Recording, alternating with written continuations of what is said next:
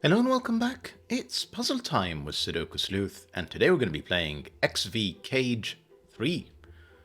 A little while ago, 2 weeks maybe, we played XV Cage 2, and I asked the question whether I should be returning to the series. All of you said absolutely. So we're back again with X's and V's, and I'm really looking forward to this particular puzzle. Admittedly, not a lot of cages. There's literally just the one cage as I look at today's puzzle. So it'll be interesting to see how this is actually going to solve.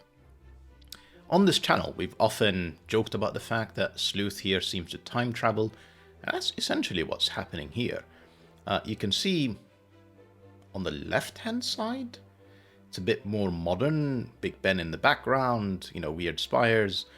And on the right-hand side, he's built a time machine where he's time traveling through probably back to ancient Rome, where the numerals X's and V's were still in common use. Don't know about the clock face, though. I don't think that was in common use back then. Was it? Sundials?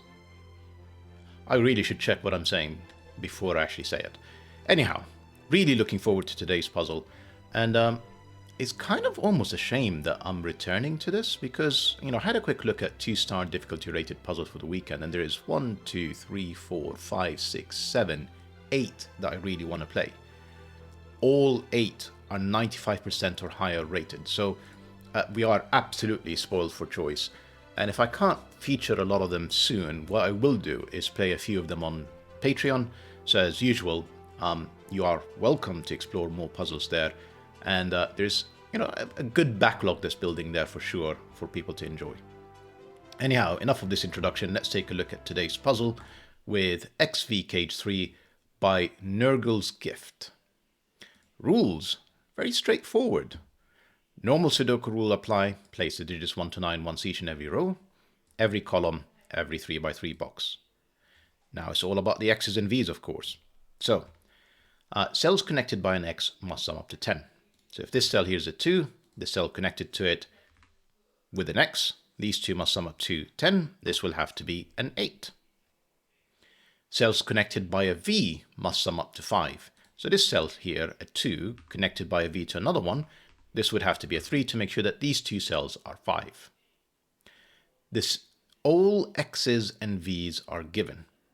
For example, there are no X's here. I couldn't put a 7 in there and make these two cells add up to 10. I've broken the puzzle. There are no V's between these two cells. If I put a 2 in here, I've broken the puzzle because these two cells add up to 5 and there's no V between them. Right.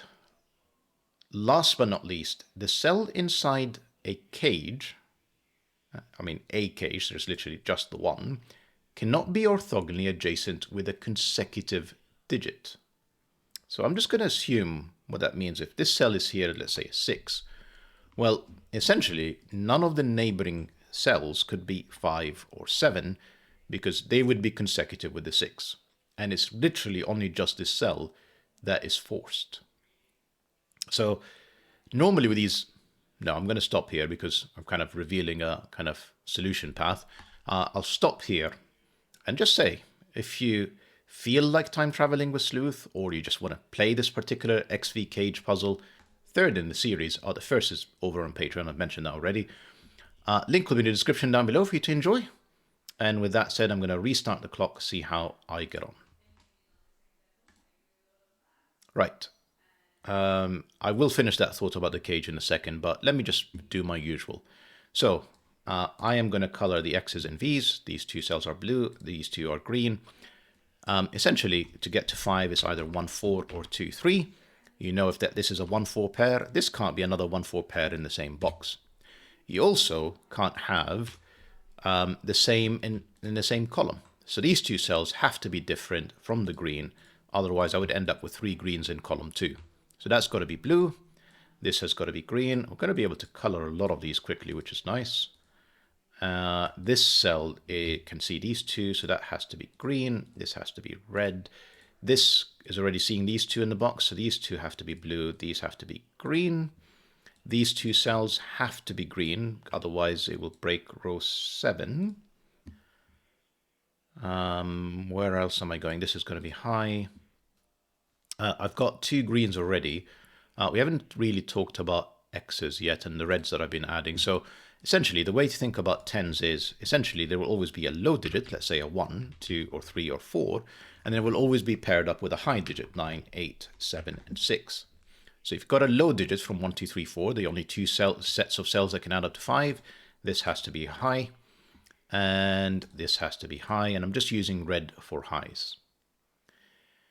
Now this is helpful. Why? Oh, there you go. This can't be low because 2 greens and 2 blues can see it. This has to be red. This can't be blue because I've already got 2 in the column. This has to be green. These 2 cells have to be blue-red. You can tell that because I've already placed 2 greens, essentially. So if I use 2 and 3 in the greens, then I'm only left with 1 and 4 in here. I can actually do a bit better. 2 blues, a second blue in column 2. Where is the second one in column 3?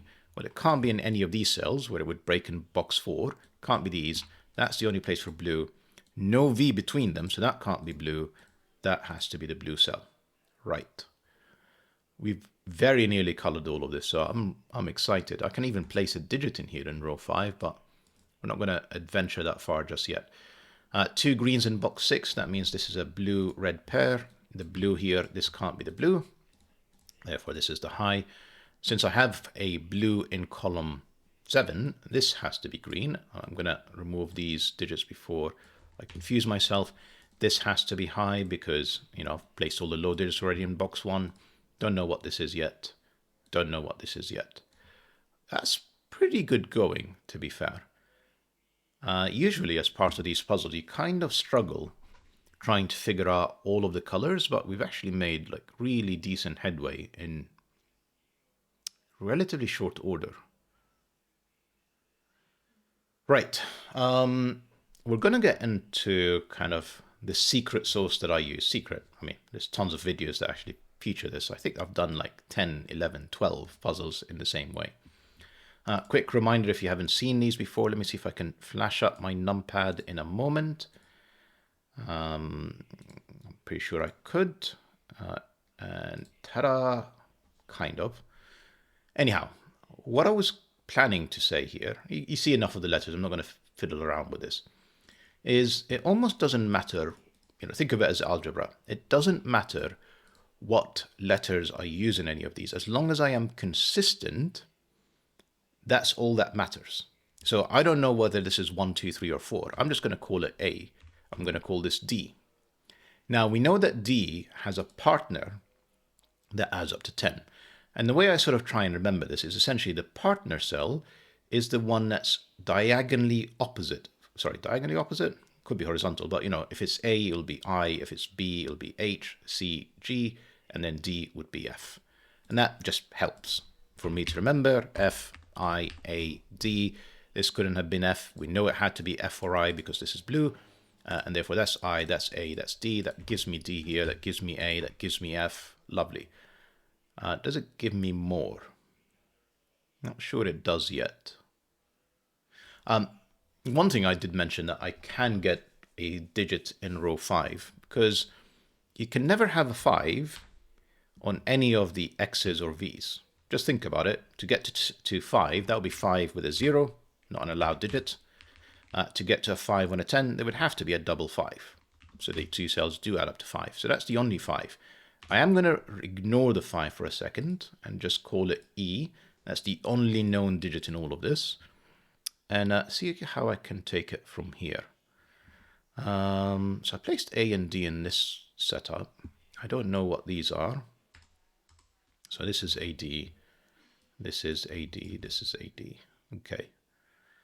We can give this a go with the green. So if that's B, that's C. That would be C. That would be B. C partner would be a G. B partner would be an H.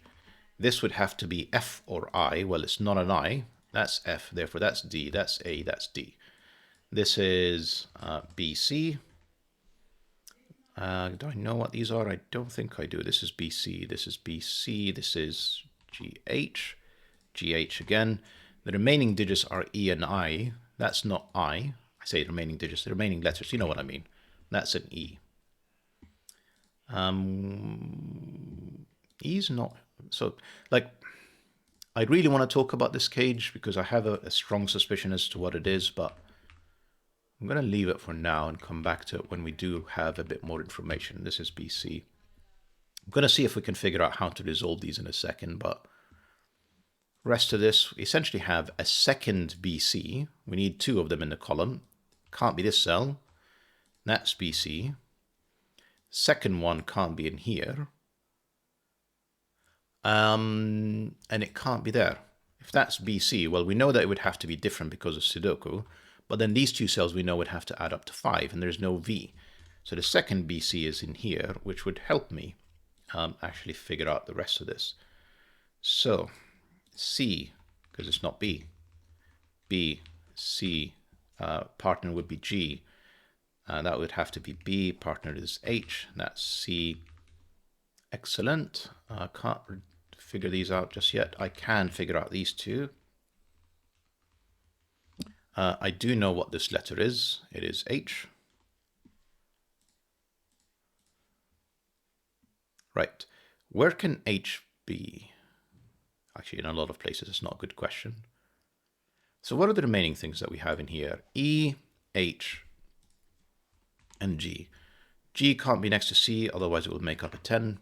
H can't be next to B, again, otherwise it would make up a 10. Actually, H can't be next to either of these B's. That's not an H either. That is an H. That does mean that this is E or G. And of course, these three are known and these three are known. What are they? Let's just think about that for a second. We need I, E, G. And frustratingly, the G has no interactions with any of these. Neither does the E, neither does the I. So I can't really shortlist them further. A, B, C, D, E, F, H, I. F can't be next to D, so it's not here. And again, no other interactions. So this is not A or C. This is B or D. Yeah, I don't want to go down that route just yet. Let's think about what this cell is. So this is not C. Actually, this is not C because of this cell. If that's B, that would be C next to an H. That's not a problem. Hang on. If that's B, that would be H, which it can't be. So this is blue. This is A or D. This is F or I. Hopefully that was clear. If that can't be C, the alternative would be it's B, which would require an H to add up to 10, and I can't place another H. That H does help me disambiguate these. I don't know why I struggled with that. That's C, that's B. Otherwise, again, they would add up to 10. That B gives C and B in here as well. I think we can actually finish the C's with Sudoku. Shouldn't forget about that. That's the only place for a C. B can't be any of these cells. Can't be this cell. This plain Sudoku. That's a B. That's a B. Don't know why I just did that, but that's another B. Just again, Sudoku, H. And I'm going to say the B's and C's are done. Have we got 9 of them? 1, 2, 3, 4, 5, 6, 7, 8, 9. 1, 2, 3, 4, 5, 6, 7, 8, 9. Excellent. D is neither of these. I say neither of these. It's 5 cells. That's the only place for a D. This I'll give gray. This is high. These 2 cells are now known. They're not A, B, C, D, E, F. It is G and I, which I actually can't. Oh, and I can disambiguate. C can't be next to G. So that has to be I. That has to be G. A can't be here, A can't be here next to the D where there are no V's. So A is one of these 2 cells. A is one of these 2 cells.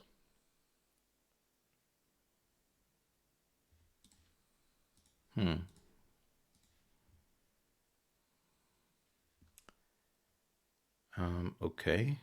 G is none of these. I included that cell because of this G. This C. And it can't be there, otherwise it would be a 10. That's not G, that's G. puts G in one of two cells up here. That's the only place for it. Again, can't be next to this C. G is none of these, none of these. Oh, no, I was going to say it has to be in these two cells, but no, this could be G2. Right, starting to get a bit tricky. Have I got all the D's yet? No. D is one of two cells in here. D is not here, not there. So D is one of two cells in here. And one of two cells in there. Okay. What about A? So we already put A in here. Oh, so, all right, hang on. So these two line up in columns 4 and 5. So if that's A, well, that would be D, and then that can't be anything. And that would be A, and that would be D. So, like, I guess what I'm trying to say is I can't have an A in here in the most inarticulate manner possible that I'm not sure actually helped. This has to be an H. It can't be an I next to the A without an X. That's not H. That is H. F and I, again, no real. E and G. G can't be next to C, which is none of these. Again, none of these. These three cells are known, so let's just think about what they are. E, F, and I, I'm going to say. Then we're left with A, D, and H. H are neither of these cells, because that would be next to the B. That's the only place for an H. H has to be one of these two cells. It can't be this one. That's H. That's D. That's A. That's I. That gives me D, A. That's the remaining D. I think we've done all the... kind of. I mean, let me place this A in a second. A is none of these cells. That's A. And that's A. And I believe that is all the low digits done. D can't be next to F.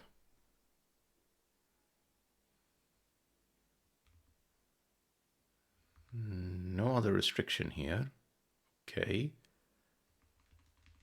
This is E or G or I, just looking at the column, and it's not G or I. That's another E.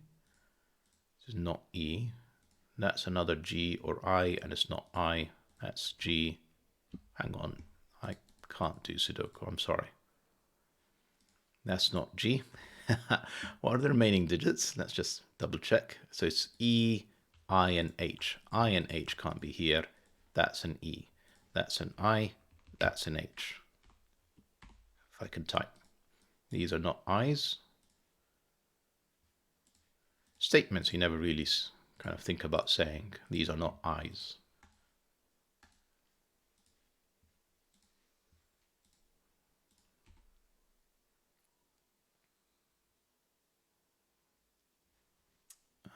Come on, more Sudoku. A, B, C, D. I need E and F.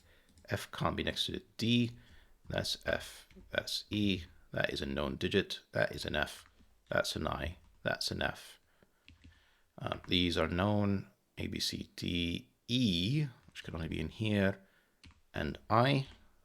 Like so far, I don't think I've broken it. But it's so easy to break these things because I guess you're dealing with a bunch of unknowns, and if you just happen to mistype something, whether it's a G, H, whatever, very easy to make a mistake. G, E. But so far, it doesn't look like I have done one of my usual. I say the sleuth usual is when you say something and then type something completely different, and then use what you've typed to basically break the puzzle. It's almost embarrassing how many times I've done this. So this is E, F, or I. This is not E, this is F or I. Right, so we're very close to kind of my suspicion about what's going on in here. So this is F, I, and G.